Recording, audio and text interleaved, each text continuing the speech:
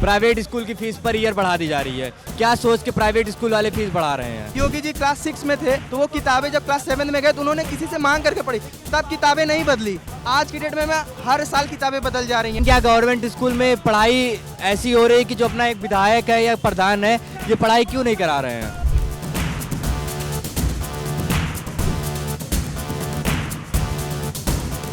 हम लोग रिजल्ट लेने जाते हैं तो वो नहीं दिया जाता है, बोलते हैं फीस जमा करो उसके पहले नहीं दिया जाएगा। तो ये सब क्यों है? टीचर डे पे कहेंगे 50 रुपये दो, 100 रुपये दियो, फिर एनुअल फंक्शन होंगे उस पर बोलेंगे पैसे दो। कहाँ से लाएंगे बताओ किसान के बच्चे? एक महीने के अंदर सरकार द्वारा हमारी बात को संज्ञान में नहीं लिया जाता है तो हम एक बड़े आंदोलन के लिए बाध्य होंगे और उसके पूर्णतः जिम्मेदारी उत्तर प्रदेश शासन की होगी।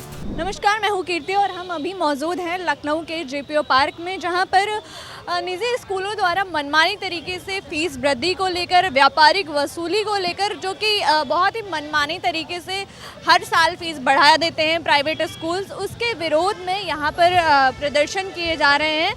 तो आइए हम बात करते हैं कि मेनली इन लोगों की क्या समस्या है और सरकार से क्या मांगे हैं, क्योंकि ये तो सबको पता है कि आजकल जो निजी स्कूल्स हैं वो शिक्षा का मंदिर कम और व्यापारिक वसूली का अड्डा ज़्यादा बन चुका है। आइए हम बात करते हैं यहाँ लोगों से और जानने की कोशिश करते हैं कि क्या कुछ है।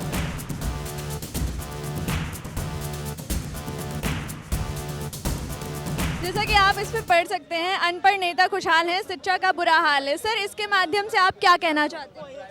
मैम देखिए, मैम अनपढ़ नेता है, मैम नेता के पास अगर हमारी बातें नेता तक पहुंच रही है और हमारी हमारी बातों को आगे नहीं बढ़ाई जा रही तो हम लोग तो ये चीज़ें लिखेंगे, नॉर्मल सी चीज़ें। शिक्षा का बुरा हाल ऐसे ही क्योंकि मैम आप देख रहे हैं नेता हैं, विधायक हैं, उनके बच्चे अच्छे स्कूल में पढ़ रहे हैं, बाहर पढ़ रहे हैं, और बाकी जो नॉर्मल लोग हैं, नॉर्मल घर के लोग हैं, जिनके पेरेंट्स किसान हैं, किसी के पापा नौकरी कर रहे हैं, जॉब कर रहे हैं, उनके लिए शिक्षा कितनी ज़्यादा, उनके बच्चों के लिए कितनी ज़्यादा हार्ड है कि कितने अफोर्ड नहीं कर पा रहे हैं। बहुत सारे स्कूलों में क्वेश्चन किए जा रहे हैं बच्चों पेरेंट्स से कि क्या आप फीस देने के लिए अवेलेबल है, आपकी एनुअल इनकम कितनी है कि आप फीस दे पाएंगे कि नहीं दे पाएंगे, उस बेसिस पे भी एडमिशन्स हो रहे हैं। गवर्नमेंट ने इसके लिए सरकारी स्कूल भी तो खोले हुए हैं। मैम सरकारी स्कूल खोले, मैम उसकी व्यवस्था कैसी है आप ये बता दीजिए ज़रा। आप देख रही हैं मैम कहाँ किस आप ये बताइए, सरकारी स्कूल में विधायक का भी बच्चा नहीं पढ़ रहा है। सरकार तो दावे करती है कि वो बहुत अच्छी सुविधा दे रहे हैं, किताबें अच्छी दे रहे हैं और बच्चों के लिए हर वो संभव प्रयास कर रहे हैं जो करने चाहिए। मैम किताबें कहाँ? मैम किताबें तो बच्चे जो पढ़ रहे हैं अभी हर साल किताबें चेंज हो रही हैं। अच्छा ये बताइए, योगी जी क्लास 6 में थे, जब 7th में गए तो उन्होंने कहा था कि हमारे सीएम योगी जी जो हमारे हैं, हमारे सीएम योगी, उन्होंने जब क्लास 6 में थे तो वो किताबें जब क्लास 7 में गए तो उन्होंने किसी से मांग करके पढ़ी, तब किताबें नहीं बदली। आज की डेट में हर साल किताबें बदल जा रही हैं बच्चों के लिए, और पेरेंट्स भी परेशान हो रहे हैं। मैम इतनी महंगी किताबें कैसे अफोर्ड करेंगे आप ये बताइए। तो आप किस सरकार से क्या मांगे? हमारी सरकार से मांगे यही है कि मैम शिक्षा पे सबका अधिकार है और शिक्षा सबके लिए एक बराबर होनी चाहिए। किस मुद्दे को लेकर आप सब यहाँ पर इकट्ठा हुए हैं, प्रदर्शन कर रहे हैं? जी, हम यहाँ एक स्कूल के खिलाफ नहीं खड़े हैं। जो हम लोग खड़े हैं यहाँ एक गलत सिस्टम के हिसाब से। गलत सिस्टम ये है कि पर ईयर प्राइवेट स्कूलों की फीस जो है बढ़ा दी जा रही है। क्या सोच के प्राइवेट स्कूल एनसीईआरटी बुक पे फीस उसकी भी बढ़ा दी जाती है। प्राइवेट स्कूल की फीस पर ईयर बढ़ा दी जा रही है। क्या सोच के प्राइवेट स्कूल वाले फीस बढ़ा रहे हैं? दूसरा, हर महीने कुछ ना कुछ फंक्शन में बच्चों से पैसा लेके किया जा रहा है। बच्चे सब कुछ बुक्स जो है, कभी साइड बुक आती है, ये साइड बुक ले, वो साइड बुक। क्या सोच के साइड बुक जब चल रही है, एनसीईआरटी का सारा सिस्टम सीबीएसई में चल रहा है, तो ये जो है साइड बुक वाला क्या सीन है? बार बार शिकायतों के बावजूद भी सरकार जो है ये जो फीस बढ़ोतरी मनमानी तरीके से हो रही है, इस पे कोई नियंत्रण नहीं कर रही है। इस पे क्या कहना चाहेंगे? जैसे गवर्नमेंट स्कूल वाले सरकार जो कहती है अगर बच्चे सक्षम ना हो अपने फैमिली से तो वो जो गवर्नमेंट स्कूल में पढ़ाई कराएं, लेकिन क्या गवर्नमेंट स्कूल में पढ़ाई ऐसी हो रही है कि जो अपना एक विधायक है या प्रधान है ये पढ़ाई क्यों नहीं करा रहे हैं?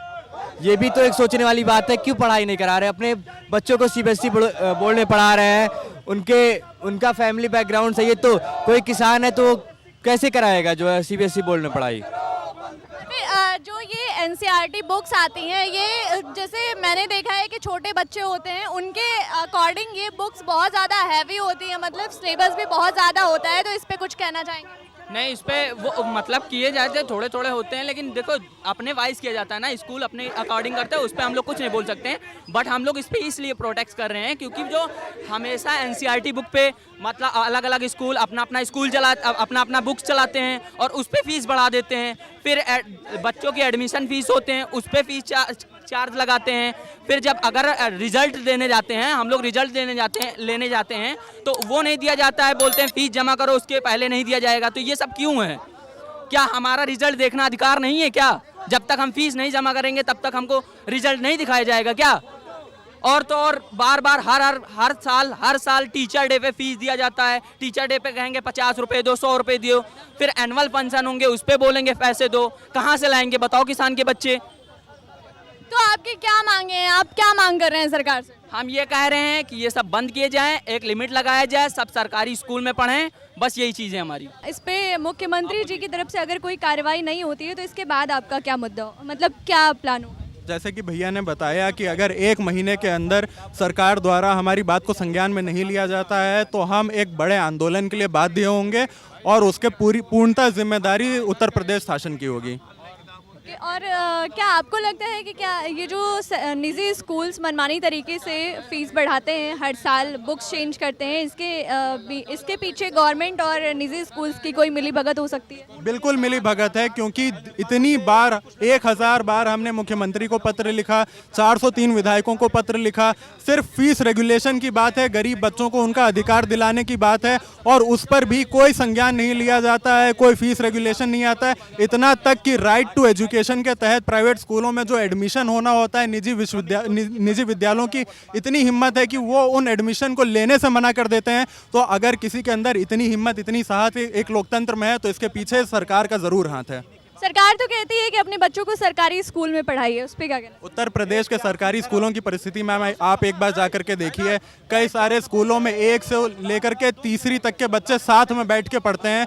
उन बच्चों को कौन सी शिक्षा दी जा रही है? बहुत सारे विद्यालयों में तो बेंच भी नहीं होती है, बल्ब भी नहीं होते हैं, ज़मीन पे दरी बिछा करके उन बच्चों को पढ़ना पड़ता है। तो ऐसे विद्यालय में गरीब बच्चों को क्या सिखाया जा रहा है? तो जिस तरह से देखा आपने, हमने बात की और यहाँ पे सभी का कहना है कि अगर मुख्यमंत्री जी की तरफ से कोई कार्रवाई नहीं होती है 1 महीने के अंदर तो ये छोटा सा प्रदर्शन एक बड़े आंदोलन का रूप ले सकता है। और ये कहीं ना कहीं सही भी है क्योंकि निजी स्कूल्स बहुत ही मनमानी तरीके से हर साल फीस बढ़ा देते हैं, हर साल सिलेबस चेंज कर देते हैं और फीस के नाम पर अलग अलग तरह के चार्ज किए जाते हैं। बच्चों को कभी यूनिफॉर्म भी स्कूल से ही प्रोवाइड की जाती है, उसका भी एक अलग चार्ज होता है। देखते रहिए बी न्यूज़ नेटवर्क। मैं कीर्ति, कैमरामैन रवि के साथ। धन्यवाद। ब्रांड की विजिबिलिटी नहीं हो पा रही है, क्या करूं? और वेंडर चयन भी सही से नहीं हो पा रहा है। सर, सही अप्रोच मिले तो ब्रांड खुद बोलेगा, है ना भटाडिया एंटरप्राइजेस। ब्रांड विजिबिलिटी हो या सही वेंडर सिलेक्शन, समाधान एक ही है। भटाडिया एंटरप्राइजेस 360 डिग्री आउटडोर विज्ञापन समाधान।